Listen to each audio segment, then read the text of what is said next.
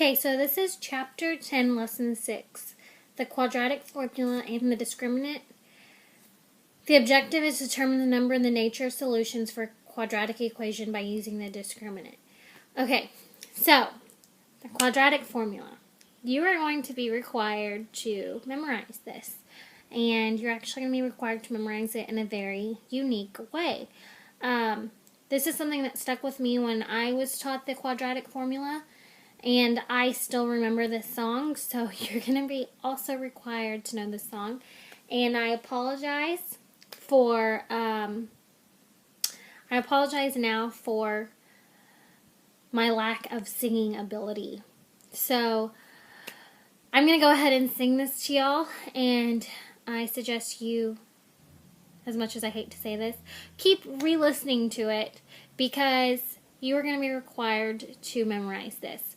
You will not need to know the entire formula for tonight's lesson for tomorrow's activity, but the next night, that's what you're going to need to know. So let me go ahead and get it over with. So here is your original equation, and this is how you solve for x, to isolate x. So x, I'm going to sing it to y'all. Are you ready? X is equal to the opposite of b plus or minus the square root of b squared minus 4ac all over 2a. I know, I'm awesome at it. You will be required to know that song, and you will be required to sing it to me. So, here's basically what you're going to need to know for today. I know it's a lot of words.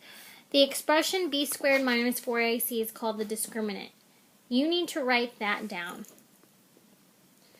The expression b squared minus 4ac is called the discriminant of the quadratic equation, and it provides important information about the roots of the equation. The plus or minus symbol indicates that the discriminant will be both added and subtracted, so the equation will have two roots. It's important for you to know this part that's coming up, so I would also like you to write this part down, and I know it's a lot of writing, but it's not the end of the world. So I'm going to go ahead and read these to you as you're writing it down. If b squared minus 4ac equals 0, then x equals negative b plus or minus 0. The only root of the equation is negative b over 2a, which is a rational number. If there's a positive number in your radical, so there's a positive number in your radical, the two roots will be irrational. If b squared minus 4ac, if it's a perfect square, both roots will be rational. If it is not, two roots will be irrational. If there's a negative number in your radical, the equation will have no real roots because the square root of a negative number is not a real number. So if you got a negative number in there, then all you have to do is put no real roots, which means that the discriminant provides the information about how many roots are in the equation, so how many solutions you should have. If it has no real roots, then that means that it doesn't go through any intercepts, x-intercepts. That's what you're looking for. So, a problem. Use the discriminant to describe the roots of each quadratic equation. It doesn't tell you where they fall, it just tells you how many there are. So,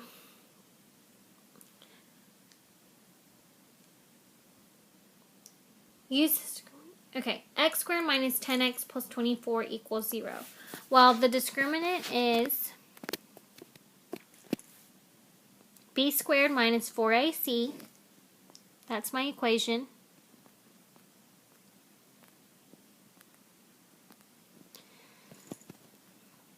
So I'm going to go ahead and write out what each of them equal. So a equals 1, because there's nothing in front of that x. B equals negative 10. And then C equals 24. If you do this every time, it's going to help you, and it doesn't take much time at all. So I'm going to plug in these numbers into my equation. So b equals negative 10, so I have negative 10 squared minus 4 times a, oops, I actually wrote a out, times 1 times 24. And now I'm going to solve it. Negative 10, I need to put in parentheses, so I know it's going to be negative 10 times negative 10, which is a positive 100. Minus 4 times 1 times 24 is 96, because 4 times 1 is 4, times 24 is 96. 100 minus 96 equals 4. And so the discriminant is equal to 4, which is a perfect square, which means that I can find the square root of 4, which is 2. So that means there's 2 rational roots because it's a positive number. If I go back to all of that stuff I just asked you to write down, that's all I'm asking for, 2 rational roots. Not because my answer, the square root of 4 is 2, but because 4 is a positive number. Because 4 is a perfect square. Okay, so then, let's x squared minus 10x plus 20. So I'm going to go ahead and write out what a equals. A equals 1. B equals negative 10. C equals 20. My equation is b squared minus 4ac. And then I have negative 10 squared minus 4 times 1 times 20. So negative 10 squared is 100, minus 4 times 20 is 80, which equals 20. Now, my step right here, 20, if I find the square root of 20, it's not a perfect square. Because it's not a perfect square, I'm going to refer back to all that stuff that I asked you to write down. It says if the number is positive, it's positive, but it's not a perfect square. That means I have 2 irrational roots.